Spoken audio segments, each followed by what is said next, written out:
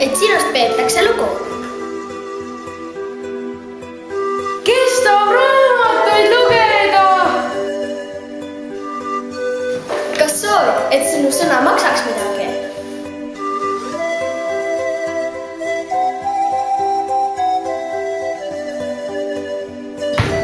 Kas oled tüdinud olemast nohik ja koolikiusamise all kannatatav?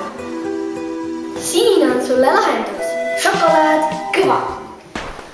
Seda söövad ainult eriti kõvad mehed.